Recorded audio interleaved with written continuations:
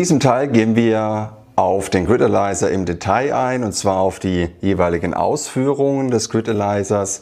Uwe, führ uns mal ein bisschen durch. Was für verschiedene Varianten und Typen gibt es denn von dem Grid Analyzer und wo setze ich die jeweils ein? Immer grundsätzlich modulares Power Meter. Das heißt, wie wir schon in der ersten Teil gesagt haben, setzt sich das zusammen aus unterschiedlichen Modultypen. Zunächst mal einem Spannungsmessmodul, das natürlich dann die Anschlüsse hat für die Niederspannung, vierphasiger Anschluss, L1 bis L3 und der N-Leiter.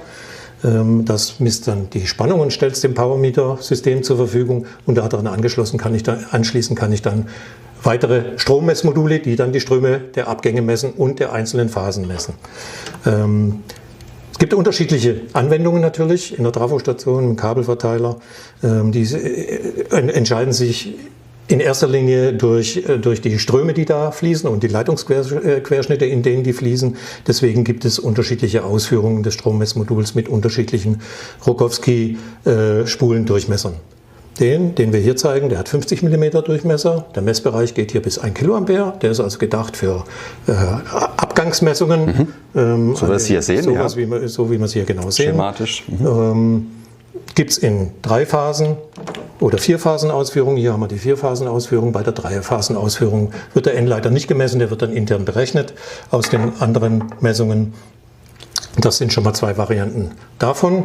Und natürlich gibt es für höhere Ströme, insbesondere für den Trafo-Abgang, für die Niederspannungsseite des Trafos, wo dann größere Ströme fließen. Dort gibt es dann größere Spulendurchmesser, die wir da zur Verfügung haben. Dann sind es 140 mm, die wir hier als Querschnitt, als Öffnung zur Verfügung stellen für große Kabelquerschnitte und natürlich auch für größere Ströme.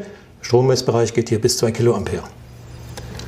Das Ganze kann man dann kombinieren, auch mischen. Es muss nicht der gleiche Typ natürlich in einer Reihe liegen, sondern ich kann hier kleine Durchmesser nehmen, ich kann 3-phasige Messungen nehmen, ich kann 4-phasige Messungen nehmen, kann große Durchmesser nehmen, insbesondere natürlich in der Trafostation. Einmal den Trafoabgang mit einer großen Messung und dann die weiteren Abgänge, bis zu 20 Abgänge, die ich dann mit den kleineren Durchmessern sinnvollerweise ausrüsten würde.